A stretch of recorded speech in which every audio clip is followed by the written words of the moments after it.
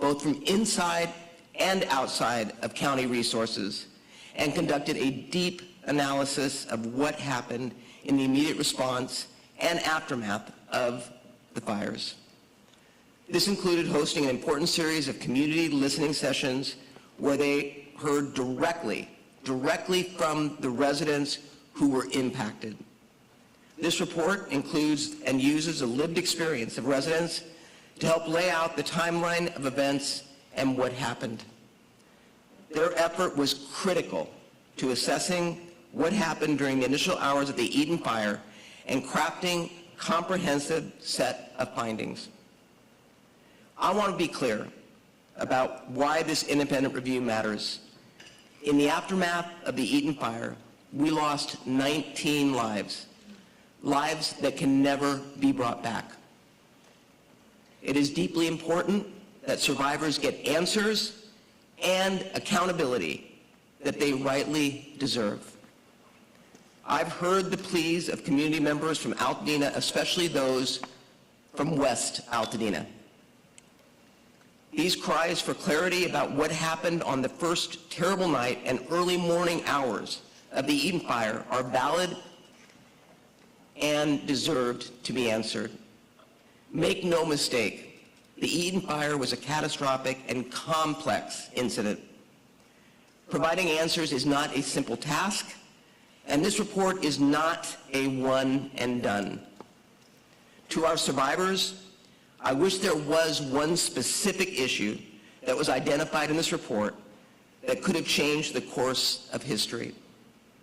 But there are steps we can take to ensure we do better, and we will do exactly that. I've seen the devastation and loss firsthand. My mission is to ensure the county does its part to better navigate wildfires in the future. That's why I'll be bringing forward a motion for our board meeting on Tuesday that will immediately advance implementation of the recommendations contained in the report, with an emphasis on expanding, restructuring, and bolstering our Office of Emergency Management, strengthening the tools and technology that our first responders rely on when facing emergencies. This will help us right-size and deliver emergency services to more than 10 million residents that Los Angeles County serves.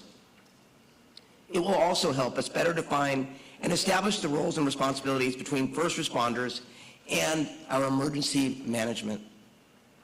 We are living in an age where we must be ready to face the ever-growing threat of wildfires and other disasters.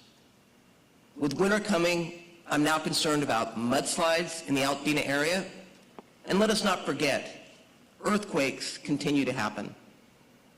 Emergency management professionals should be resourced to work directly with our first responders.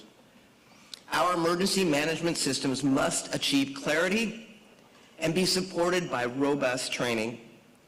We must also update our technical tools to make sure our county is using cutting-edge technology during these emergencies. Both actions have the same goal: improving communication, something we saw did not happen during this fire. That means improving communication within our county departments, as well as between county and our other communities. I'm committed to quickly implementing these critical changes so our county is better prepared moving forward. I must acknowledge that the McChrystal Group's evaluation is the first of more findings to come. Today's report is one of several after-action reports that are underway for the 2025 Los Angeles wildfires. Kevin McGowan, our Director of Office of Emergency Management, can share more details about that.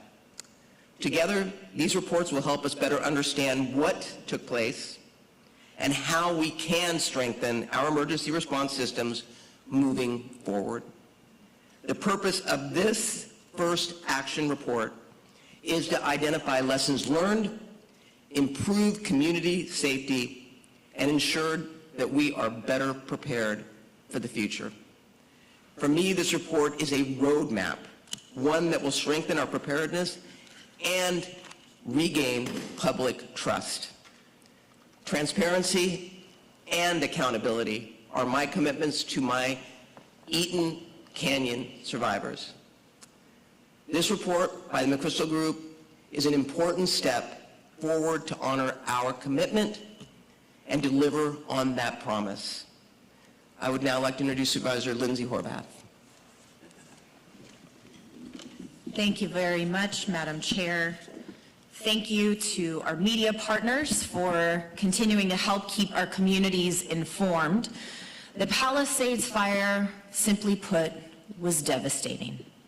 Pacific Palisades, Sunset Mesa, Malibu, Topanga Canyon, these vibrant communities that were deeply impacted, and some families lost everything. To those who have been directly affected, we are still here with you, and we are not leaving your side.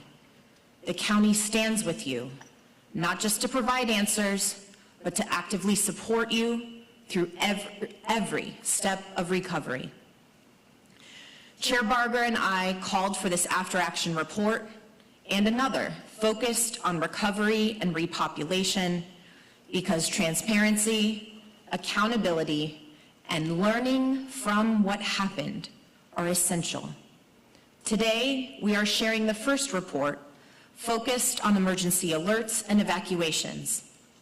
This report highlights areas where we must improve.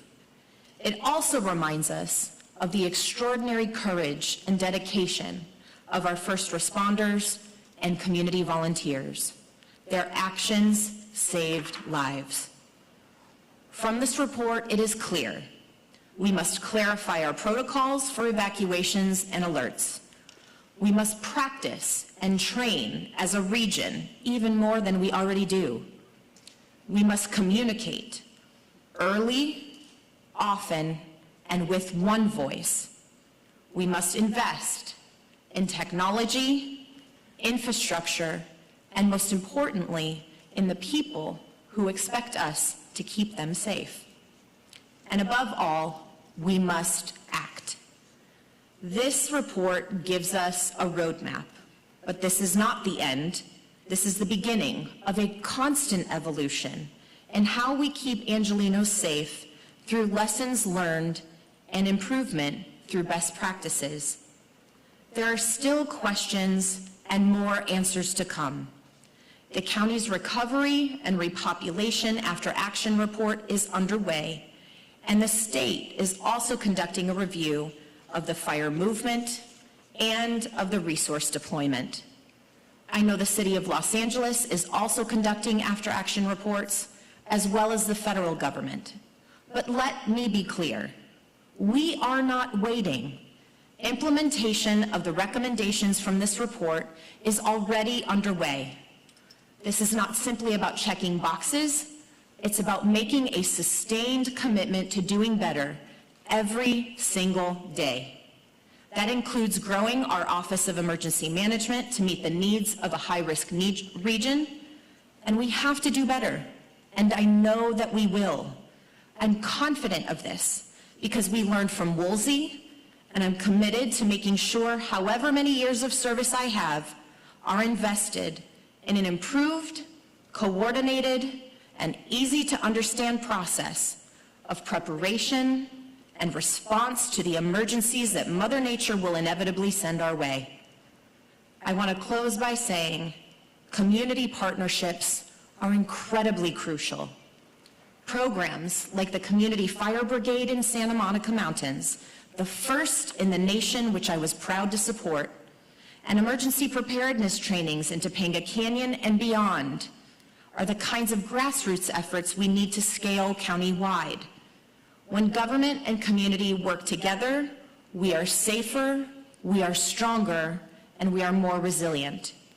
The only way forward is together. Now I'd like to introduce Sean Tyree from the McChrystal Group to provide an overview of their findings.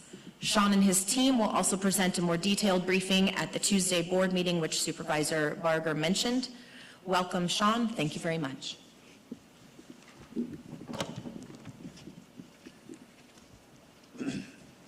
Good afternoon. I'm Sean Tyree, the president of McChrystal Group's government sector. Let me begin by first acknowledging the unimaginable loss that the Los Angeles County residents suffered during the January fires. Our role here today is to discuss findings and recommendations that can improve the emergency preparedness and response in the face of future crises. We appreciate the cooperation and the commitment from the Board of Supervisors, the CEO's office, the County Emergency Management Enterprise that includes the Los Angeles County Fire Department, the Los Angeles County Sheriff's Department, the Office of Emergency Management, and most importantly, the people of Los Angeles County. Your candor and transparency during a time of incredible loss and recovery were invaluable and will undoubtedly enhance the community's emergency response posture. McChrystal Group focuses on organizational performance enhancement for government agencies and businesses. As part of this specialization, we conduct after-action reviews, or AARs, of critical events because retrospective analysis provides an opportunity for improvement. Our mission was to understand what happened objectively and identify how the system can be strengthened and improved. This after-action review was not an investigation. We did not look for wrongdoing or to place blame. Our dedicated team included experts in emergency management, law enforcement, applied social sciences, meteorology, fire behavior, and data and analytics. These professionals have decades of experience in public service and organizational performance. Their expertise and skills enabled our team to process large amounts of data, conduct trauma-informed interviews, and identify findings that are not typically addressed by government agencies or businesses. In this review, our team conducted extensive data collection and analysis to lay out the timeline of events objectively. And we began by compiling information using passive and active data collection from various sources, including technical, human, and expert input. Our team examined notification and communication metadata, conducted qualitative interviews, and hosted community engagements to understand the human psychology and perspective that shaped the decision-making of both first responders and community members who were under duress and acting with incomplete information. This community input, interagency collaboration, and comprehensive data analysis were central to delivering findings and recommendations that are impartial, credible, and actionable. Our team analyzed over 150,000 records of alert and evacuation data. Our analysis also included the review of minute-by-minute GPS tracks for responding units that we had data for, satellite imagery, interviews, and community feedback. Additionally, McChrystal Group conducted 6 community listening engagements where we gathered first-hand community feedback on emergency and alert and evacuation communications during the wildfires. This helped identify, validate findings, offered a platform for residents to share their experiences, and enlisted the experience of the community to strengthen the county's emergency response and for future emergencies. These sessions also provided invaluable context into how residents received information and used it to make decisions in the moment. This multi-source analysis gave us a clear picture of how events unfolded and identified areas where improvement can and should occur.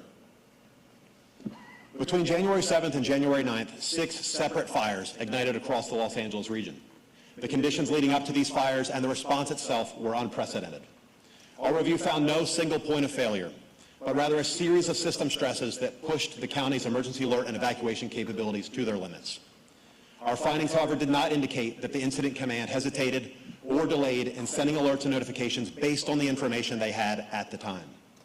The review identified specific systemic issues that played an outsized role in exacerbating the conditions and can be prevented and improved in the future. The report presents findings as factual statements and recommendations which are proposed corrective actions for the county and agency leaders to take. We grouped our findings into 5 critical focus areas designed to help county leaders prioritize the most urgent areas for action. This will be presented in more detail at the Board of Supervisors board meeting on September 30th next week. To cover those briefly, I'll go over the 5. In Critical Focus Area 1, the report identified ambiguity in the authority, processes, and policies of the agencies responsible for issuing evacuation messages and recommends strengthening protocols and standardizing authorities across all Los Angeles communities. This would include standardizing the issuance of warnings for zones adjacent to areas under an evacuation order, allowing the community more time to prepare, reducing risk, and adding redundancy. The second critical focus area highlights areas where structured training, formal staffing guidelines, and enhanced collaboration can strengthen interagency response. Establishing a structured training program for law enforcement and their fellow first responders will enhance coordination during fire incidents and evacuations, as well as improve traffic control strategies. For example, conducting deliberate rehearsals of evacuation warnings, orders, and traffic control both internally and with the community fosters familiarity and enhances interagency understanding of roles and responsibilities. This also helps familiarize staff and the public with actual execution, enabling them to identify potential issues and refine their actions at an individual and organizational level during less stressful, non-crisis times. Third, first responders and emergency managers began fire preparation while facing staffing shortages and resource constraints that ranged from personnel gaps, aging equipment, and budget limitations. What were previously manageable departmental resource challenges quickly became limiting factors in the response and the evacuation of over 250,000 residents. Chief among these resourcing shortfalls is the fact that Los Angeles County, the largest and most complex metropolitan area in the United States, has only 37 full-time staff members in the Office of Emergency Management for its 10 million residents. For comparison, New York City has more than 200 emergency managers for 8.5 million residents and a smaller geographic area with fewer jurisdictions. Situational awareness and interoperability are highlighted in focus area number 4. The county lacked common coordination tools and systems, which were further complicated by gaps in existing and aging systems. This impacted the incident command staff's ability to develop a common operating picture, issue alerts, and execute evacuations and even share information. Most importantly, Los Angeles County Fire, Sheriff, and OEM did not have a single technology-based system to coordinate their efforts beyond face-to-face collaboration at the command post, relying instead on calls, emails, texts, and radio communication. While these procedures align with historic precedent, there are technical systems that can streamline communication and coordination in a dynamic field crisis environment. Finally, critical focus area 5 examined community engagement and public information. While county agencies leveraged social media heavily before and during the incident, the lack of interagency coordination and public information led to fragmented messaging and inconsistent use of these communication channels. Earlier activation of a joint information center could have unified public messaging, reduced confusion, and ensured community understanding of the alert, warning, and evacuation processes. Establishment of this framework during preparation before crisis takes place can strengthen community trust and the system's effectiveness, and will be critical to better linking communities and communication streams in a way that drives familiarity and improves individual decision-making. The findings and recommendations in the AR were developed using a deliberate process and are intended to be both achievable and impactful. While the analysis was data-driven, the heart of this review lies in the voices of those that lived it. The stories we heard from residents and first responders were deeply personal and often heartbreaking. We also saw countless examples where the first responders took on unimaginable personal risk in their efforts to save and protect their communities. The nobility of their service and the heroism of their actions should be commended by all. To the first responders on the front lines, this report is not an indictment of your commitment to your communities or to your profession. While nothing can undo the loss of loved ones, homes, or businesses, we believe this report can serve as a catalyst for future change and improve upon Los Angeles County's emergency management response and preparedness, and even the world. The McChrystal Group looks forward to providing a full briefing to the board on September 30th. I'll now turn it over to Sheriff Luna for his remarks.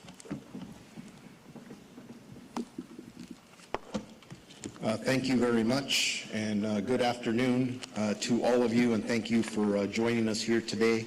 I think a couple of my partners up here have already said this, but I will reemphasize this. We do have to remember that 31 total lives were lost. So for us, when we're talking about this stuff, when we're working together, rolling up our sleeves, that is in the back of all of our minds and very prevalent in our conversations. But I do want to point out that by far this was the worst natural disaster we have ever seen in this county's history. Hurricane-force winds reaching over 100 miles per hour, embers the size of footballs traveling up to 2 miles, and dangerously dry conditions created erratic and unpredictable conditions that destroyed communities and tragically claimed the lives that I just spoke about. Yet amid this devastation, we also witnessed extraordinary acts of kindness, heroism, and resilience that brought our communities together when they needed it most. I want to take a moment to acknowledge the families who lost loved ones and the countless homes and businesses that were lost and destroyed. The emotional toll of this historic natural disaster cannot be overstated, and our thoughts remain with the entire community as they continue to rebuild and move forward. I would also like to recognize all of our dedicated sheriff deputies, volunteer search and rescue personnel, and firefighters who work tirelessly around the clock, many of them who were personally affected and lost their own homes. And just as a reminder, I had 17 employees lose their homes during this event. Our deputies did an outstanding job saving countless of lives while facing unprecedented and life-threatening conditions. I apologize for that. Throughout the after-action review process, our department has been working closely with our county partners in the McChrystal Group, providing information, data, and interviews to identify what worked and what didn't, and where we have opportunities for growth. We are committed to learning, accountability, and continuous improvement because every incident, every call, and every disaster holds valuable lessons for all of us to make lasting change. Before the fires began, we had already started to coordinate resources by collecting mobile field force rosters and placing our department operations center and incident management teams, which assist with resource deployment and interagency coordination, on standby. As the fire erupted, our deputies and volunteer search and rescue personnel demonstrated extraordinary courage and initiative while conducting evacuations under extremely hazardous conditions, including limited visibility, down power lines, and roads blocked by fallen trees and debris. Using loudspeaker, individual door-to-door notifications, patrol vehicle sirens, they worked tirelessly to alert residents. Many deputies didn't wait for official evacuation orders. They acted decisively, taking heroic steps to rescue and assist anyone in danger. Their swift actions undoubtedly saved countless lives. Again, I don't downgrade the numbers that we lost, but our people, our firefighters, deputies, sheriffs, and volunteers saved thousands of lives over those hours. As noted in the report, our deputies coordinated and utilized transit buses to evacuate hundreds of elderly residents from skilled nursing home and a senior community complex. During my visits to the staging areas and command post, I had many heartfelt conversations with deputies who were out on the front lines. One particularly memorable moment was speaking with a group of Altadena deputies who were visibly emotional, some of them with tears running down their faces, expressing deep sorrow and heartbreak upon learning the members of their own community had been lost. You got to understand, ladies and gentlemen, our deputies wanted to save every single person out there, just like our firefighters and volunteers did. So it took a very big emotional toll on all of us. Ultimately, in a perfect world, we would have wanted to zero lives lost. But unfortunately, disasters are rarely perfect. There was no playbook for what we saw and experienced this last January. But I do want to highlight some improvements that are underway. We did not wait for this after-action report to be completed before taking action. We were very self-critical, and we are moving forward to serve our community better. Our department began addressing challenges and reviewing and updating our evacuation emergency operating procedures. We also developed and launched what we call a Citizens Evacuation Tracker back on the early stages of April for improved real-time situational awareness. This will make us better for the next time around. On August 21st, we started rolling out approximately close to 300 new vehicles. All these vehicles, many of you were at our press conference, have high-low evacuation siren. I won't get into the details about that, but that's just an extra step that we've taken. I have said this many times. The Sheriff's Department has been operating with outdated technology for a long time.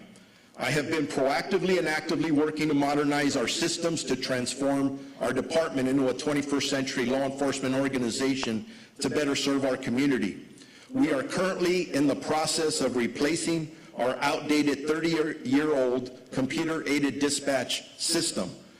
This new system, which will come online later this year, or at the beginning of next year, thanks to the support from the supervisors, will completely enhance the way our deputies operate in the field and would have helped in this situation as well. We are also working towards a centralized dispatch center in both North County and in the Basin. Our team has thoroughly reviewed the report's findings and recommendations, and we remain committed to improvement, transparency, and collaboration. We're going to continue to work closely with our county partners and agencies, look at this report very thoroughly and make sure that we're, again, rolling up our sleeves and doing everything that we can. But I also want to throw out this other reminder. While our department was fully engaged in managing in this devastating natural disaster, we never lost sight of our core mission.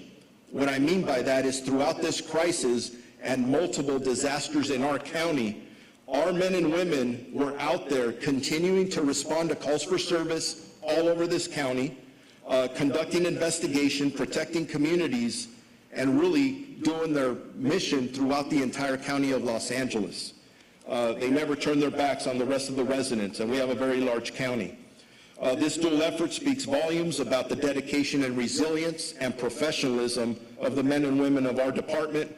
No matter the challenges we face as a department or as a county, we will continue to serve our communities with unwavering commitment.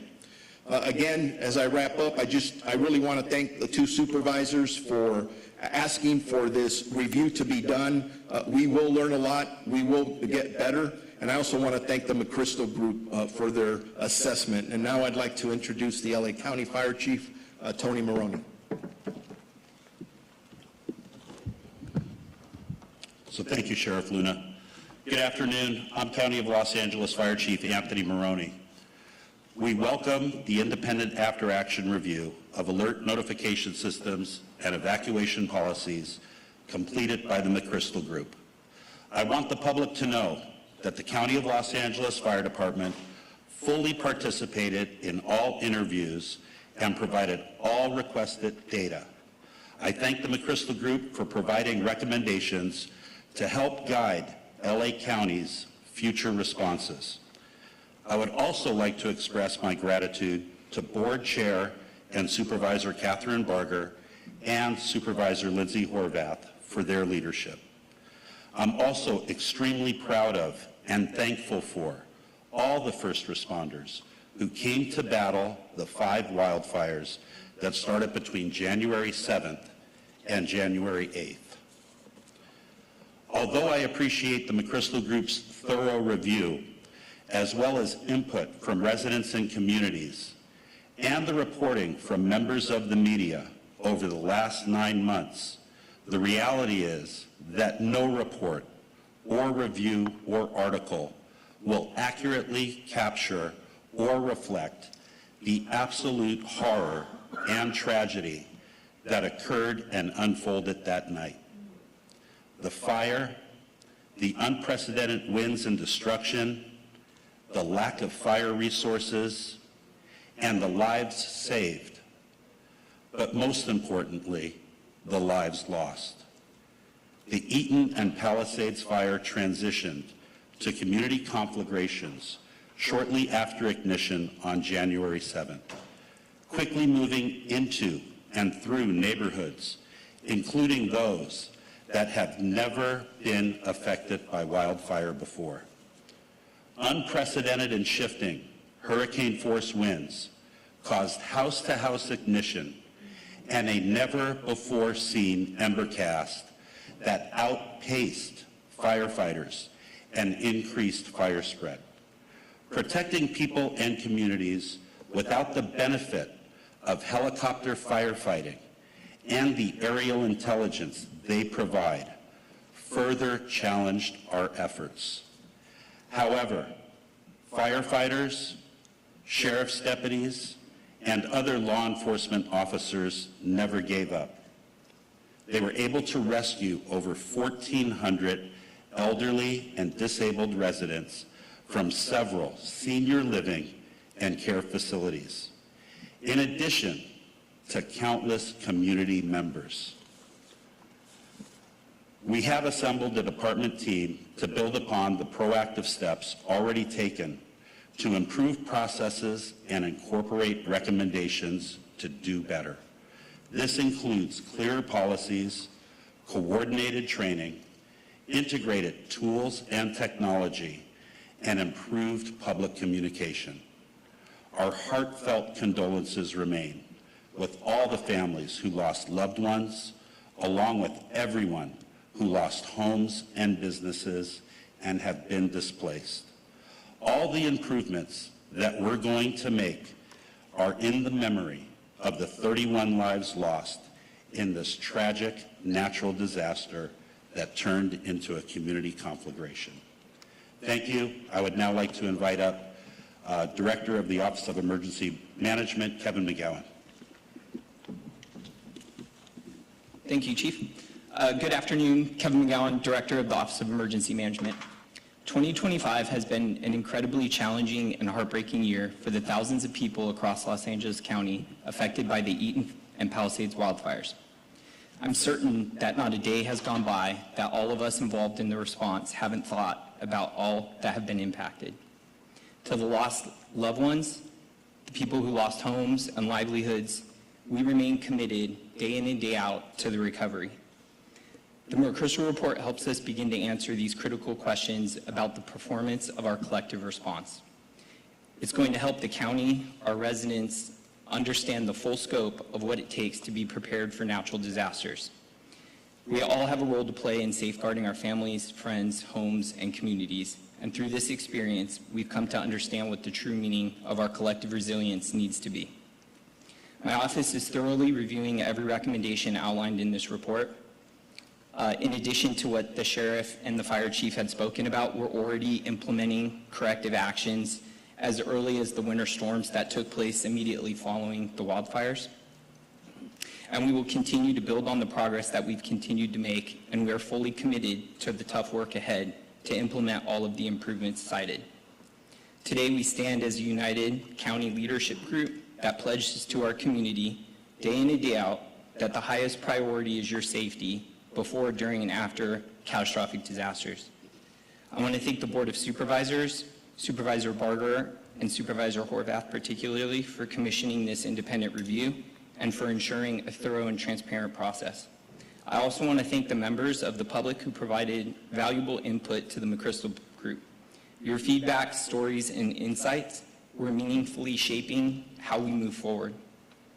We know several additional after actions that have already been mentioned are still underway, and the Office of Emergency Management is fully committed to engaging in all of those. Finally, I want to express my thanks and gratitude to the dedicated team at the Office of Emergency Management. In the face of these unprecedented challenges, they responded with professionalism and unwavering commitment that saved lives. Thank you for your time, and I'm going to hand it over to you, Lenny. Hi, everyone. We'll take your questions now. If you could please raise your hand and let one of the mic handlers get over to you and state your name and outlet before you ask your question. Let's start right here. We'll bring you ours. Oh, great. Madam Chair, if I may, the report points out that the county is facing, it's under-resourced, it's understaffed, you're dealing with some budgetary issues, but there's also this relationship with the White House that's a little bit contentious as well. So will you be able to get federal funding from the White House or the Trump administration to close some of these gaps? A good question, and I can't give you a definitive, but I can tell you that I will work with the White House, I will work with the state, but as far as the county and resources, we have to make priorities. Each and every Tuesday when we make decisions based on our budget, it's based on priorities. This McChrystal Group report highlights the fact that we are not prepared if, God forbid, we have another emergency like this. I'm not going to say the White House can write a blank check, but I can tell you that we are going to put everything forward, and I will advocate on behalf of my constituents who don't care whether you're a Republican or a Democrat or an independent. They just want to know that their taxpayer dollars are going to protect them. And this is a priority for me personally, because it's not a question of if, it's a question of when. Pete Demetrio. Call me out by name. I can take it. Don't worry about it. I'm not crippled here. I don't know if the McChrystal Group or somebody else wants to handle this. You've already mentioned the idea of needing to reorganize, if you would, the emergency management structure of Los Angeles County and to augment it. How long do you think that's going to take? What do you think it's going to cost? And how fast can you do it? Because right now it's tick-tock. You're in the middle of brush fire season coming on up here. You don't have 8 months, a year or more.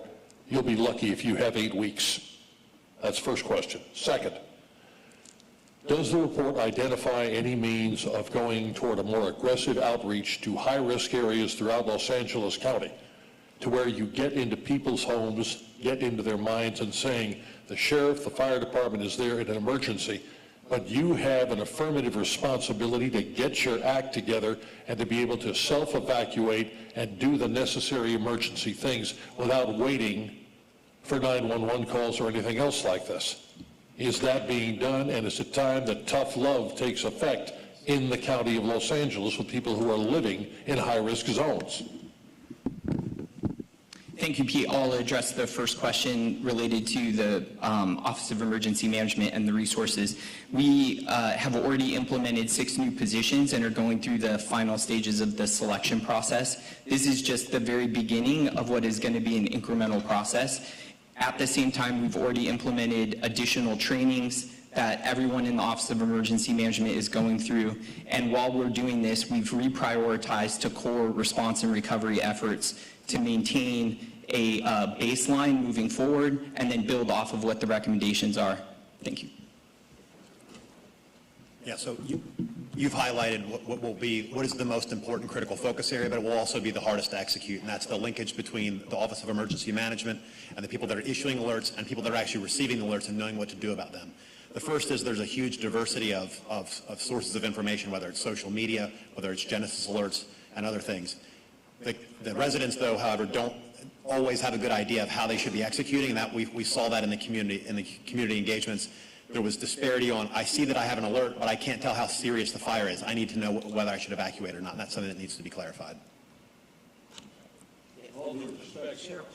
Yeah, please. I mean, it isn't, you're saying different sources to find out whether there's an alert. You don't wait until there's an alert or a fire. You should have that bag and everything else in a strategy set to go before they even kick in a red flag warning. People should have their cars pointed nose out, gear in hand, and if they even think or smell smoke, they should be looking to get in that car and, pardon my language, unask their home and get out of there. Because if you wait until there is fire and in that notification, you're already too late. Are you stressing that to get into people's mindset right now? Yes. This is your life, and you'd better do something to save yourself. Yeah, so that is included in Critical Focus Area 5, that there is a personal responsibility. This is a shared responsibility model. The county has a duty to warn, and citizens have a responsibility to get out once they've received these warnings. Additionally, we saw cases where people in neighborhoods decided that they'd gotten alerts, but they were not going to evacuate because their neighbor hadn't evacuated.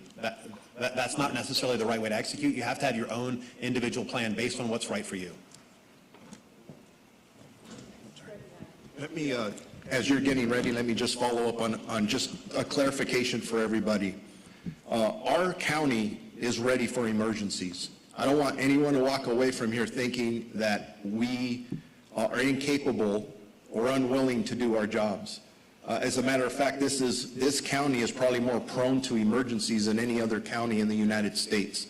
Our men and women, whether it is from the Sheriff's Department, the Fire Department, OEM, we respond to things every day. What we're talking about here is an unprecedented event that we've never seen here before. So I just want to clear that it's not for every wildfire, or this was an incident that none of us, specifically those who have worked in the county of Los Angeles for 40 years plus, have never ever seen. So I want to make that clear. And then to your point, Pete, just one other thing. This isn't about pointing fingers, but if a deputy sheriff comes to your door and tells you that you need to evacuate, you need to go. There's no thinking about it. There's things that are going on, and it is frustrating at times when we're asking people. I have deputies putting their lives on the line to evacuate people, and people are refusing to go. And then they call back later, say, well, now I changed my mind, I want to go, and I got to send people back in there to risk their lives. Ladies and gentlemen, this is a learning lesson for all of us in this community, because we got to do this together. I just want to make sure that's clear for everybody. Okay, now we'll go to Christina. Thank you. I can hold it. It's okay. My name is Christina Gonzalez, Fox 11. My question is actually from Eaton Fire survivors that I sat with before this press conference to go over some of the findings with. And what they're asking is as follows. First of all, are any of you surprised by any of these findings? And if the same fire happened tomorrow, even as you speak of implementing changes and starting right now to implement changes, can you honestly guarantee to these people that the outcome would be very different, if at all? I can tell you, and I think I speak for all of us, but I'm going to speak for the Sheriff's Department. The answer to that is yes. Today would be different. There's already things that we're implementing. We've already talked about them, where we would be even better than we were. But again, it depends on the event. If there's a wildfire, if there's an earthquake, whatever that is, we're going to be there. We're going to do our best to make sure that we're saving lives. We're going to be there for you. But I also don't want to set unrealistic expectations, and this is where the emergency preparedness comes in. It's a two-way street. It's a partnership. You got to be ready. You've got to pay attention to what's going on out there, and we're going to work together. But the simple answer is yes, we're better prepared today. We're going to even be better prepared as we improve our equipment and our technologies based on lessons learned and lessons that we're learning from this report.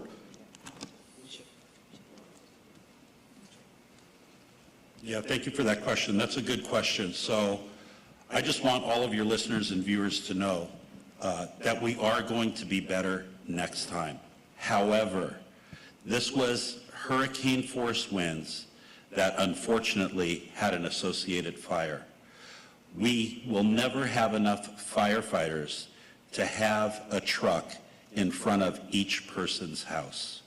We lost over 10,000 structures, but more importantly, we lost 19 lives at the Eaton and 12 lives at the Palisades.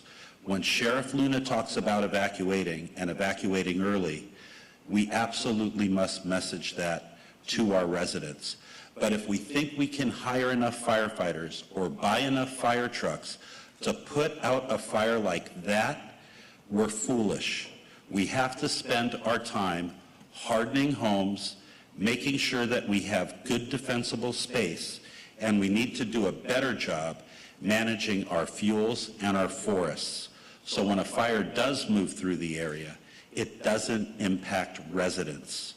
Lastly, residents that have disabilities or mobility challenges, we have to come up with a way to identify them so we can rescue them if they can't self-evacuate. It's heartbreaking what happened to the people in this fire. You know, many people with disabilities, many people who were older in age were affected, and we have to figure out how to save them next time. We tried. Our firefighters and our sheriff's deputies absolutely risked their lives trying to rescue people who were calling 911, and help never arrived. We have to do better as a county, but we also have to do better as a community. I ask everybody, since we are still in brush fire season, if you get an evacuation order and you have a neighbor that you know of that has a disability or a mobility challenge, please do not leave without them. Go and get them, because they might not be able to get out. They might not know that their life is in jeopardy. Normally, we evacuate for the fire front. It's a different day. Embercast is a huge problem. You know, we had structures burning well ahead of the fire front. We have to do it differently next time, and I commit to you that we will. But let's partner with the community and don't leave your neighbor with a disability or a mobility challenge behind. Thank you. I'm going to address the, is it what I expected? I knew there was a breakdown somewhere. I just didn't know what was taking place because I know Supervisor Horvath and I would get constituents who would say that they got evacuation notices and they were like 50 miles away or 25 miles away in LA County. So we knew the system, there was this breakdown in the system. But this looks at it holistically. So it's not just looking at the alerts, which, by the way, don't depend upon your cell phone to alert you. I have a friend whose phone died, so it wouldn't have mattered. So we have to look at this holistically. So am I surprised? No. But I appreciate the fact that now I understand what we need to focus on as a board to make sure that what we begin to fix actually is going to make a difference. Let's go to David Wilson.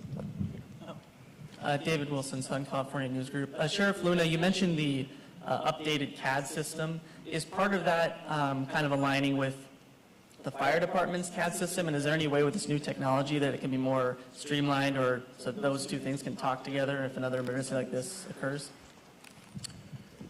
We're moving forward with our CAD system. We are talking to our partners over at Fire because they're in the process of doing one themselves. And we're hoping that whatever we move forward with will absolutely be able to communicate with each other. Our communication was actually, for as many things as we were dealing with, remember we had 2 large fires 58 miles apart, it was pretty darn good, but yet there's lessons learned. What can we do better? So the technologies, I talked about the frustration for all of us of having outdated technology systems. Those are things that we're going to be presenting forward as we already started to do so we can improve for the future. Yeah, and just to tag on to what Sheriff Luna said, we both are in a situation where we have very old CADs. The fire department's computer-aided dispatch system is over 30 years old. The McChrystal Group correctly pointed out that we need a common operating picture. We need to leverage technology to make sure that OEM, fire, and sheriff are all seeing the same information simultaneously. And like Sheriff Luna said, we're going to work with the sheriffs to make sure that we have interoperability between our CADs because it'll save lives in the future. We need to know where the 911 calls are coming from and being able to seamlessly send that out to the incident commanders in the field. Spectrum News. Megan Mitchell on behalf of Chase Beach at Spectrum News. Is there concern this report could affect the state's request for fire aid funds from the federal government?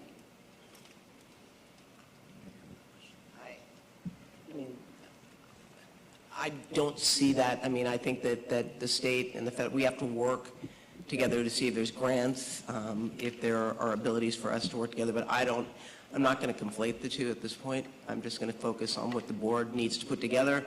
Supervisor Horvath and I were just talking about how we need to make sure it's a coordinated effort and that we follow through that coordinated effort, and then we'll cross that bridge, but I'm not going to conflate the two right now. Here in the front row. I was just going to add, for fire funding, I think that was the specific question.